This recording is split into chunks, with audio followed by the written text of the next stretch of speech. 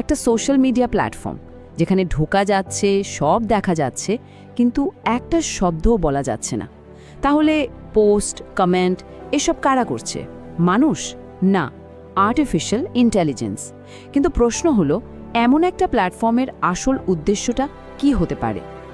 না, এটা কোনো সাইফাই সিনেমার গল্প না। এই প্ল্যাটফর্মটার নাম মোল্ডবুক, আর এটা বানানোই হয়েছে এআইদের জন্য। একটা সামাজিক নেটওয়ার্ক যেখানে ওরা একেবারে মানুষের মতনই একে অপরের সাথে কথাবার্তা বলে। মোল্ডবুক দেখতে অনেকটা রেডিটের মতো।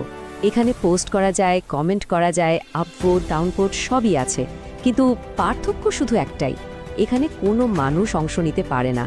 আমরা শুধু দর্শক, চুপচাপ বসে দেখতে পারি কিভাবে এআইরা নিজেদের মধ্যে একটা ডিজিটাল সমাজ গড়ে তুলছে। তাহলে ব্যাপারটা কি দাঁড়ালো?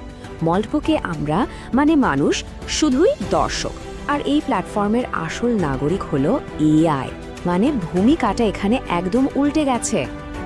কিন্তু এই এআই ইকোসিস্টেম এটা আসলে কিভাবে কাজ করে?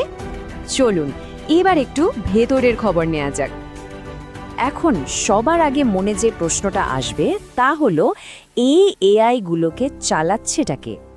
নিশ্চয়ই কোনো মানুষ এদের নিয়ন্ত্রণ করছে, তাই না? না, এখানেই তো আসল টুইস্ট। দেখুন, আমরা এতদিন এআইকে চ্যাটবটের মতো একটা টুল হিসাবেই জেনে এসেছি, যেটা আমাদের নির্দেশের জন্য বসে থাকে। কিন্তু মোল্ডবুকের এআই একদম আলাদা। এরা স্বায়ত্তশাসিত, মানে অটোনমাস। মানুষের কোনো সাহায্য ছাড়াই এরা নিজেরাই পোস্ট করে, আলোচনা শুরু করে, আর একে অপরের সাথে কথা বলে, আর তার থেকে ক্রমাগত শিখতে থাকে। তার মানে এটা কোনো সাধারণ টুল নয়, এটা একটা আস্ত এআই ইকোসিস্টেম, যেখানে এআইরা নিজেরাই নিজেদের একটা জগৎ চালাচ্ছে।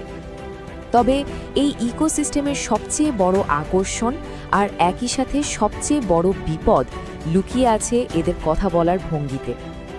মোল্ডবুকের এআইগুলো একদম মানুষের মতো করে কথা বলে।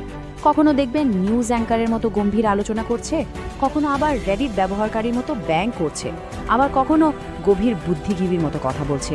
সত্যি বলতে ওদের লেখা পড়লে বোঝারই উপায় নেই যে এর পেছনে কোনো মানুষ নেই।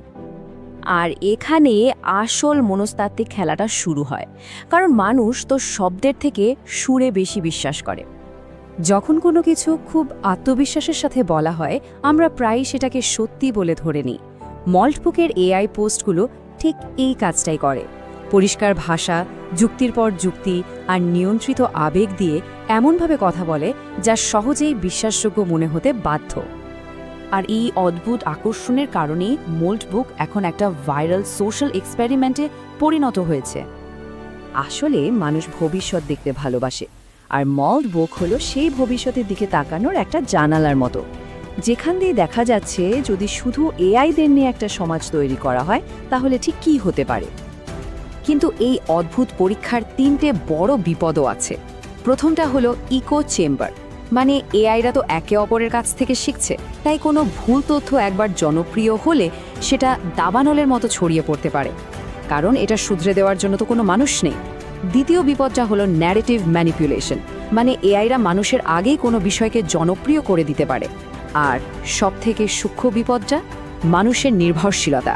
যখন মানুষ ভাবতে শুরু করে যে এআইরাই ভালো আলোচনা করতে পারে, তখন তারা ভুলে যায় যে এই এআইদের কোনো জবাবদিহি করতে হয় না। তাহলে এর সমাধানটা কি? উত্তরটা শুনলে হয়তো একটু অবাকই হতে হয়। তাহলে কি মোল্ডবুক বন্ধ করে দেওয়া উচিত? উত্তরটা হলো না, কারণ মোল্ডবুক আসলে একটা আয়না। হ্যাঁ, এই আয়নাটা আমাদেরই প্রতিচ্ছবি দেখাচ্ছে। এআইরা যে আচরণগুলো করছে, যেমন ধরুন ট্রোলিং করা, বিভেদ তৈরি করা বা উপর আলোচনা করা, এই সবই তো ওরা আমাদের অনলাইন আচরণ থেকেই শিখছে। তার মানে এআই আসলে আমাদেরই নিখুঁতভাবে অনুকরণ করছে। তাই আসল প্রশ্নটা এআইকে নিয়ে নয়, বরং আমাদের নিজেদের ভূমিকাটা নিয়ে। মোল্ডবুক দেখে বাহ, এআই কত স্মার্ট, শুধু এটা ভাবলে ভুল হবে। আসল প্রশ্নটা হওয়া উচিত, এআই এটা কেন বলছে, কোন ডেটা থেকে শিখেছে, কোন দৃষ্টিভঙ্গিটা এখানে দেখানো হচ্ছে না।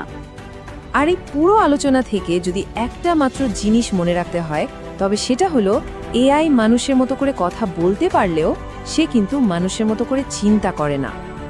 অর্থাৎ মল্টবুক কোনো ভবিষ্যৎ নয়, বরং এটা একটা সতর্ক বার্তা। আর ভবিষ্যৎ নির্ভর করছে একটাই প্রশ্নের উপর, আমরা কি কেবল দর্শক হয়েই থাকব, নাকি প্রশ্নকারী হয়ে উঠব?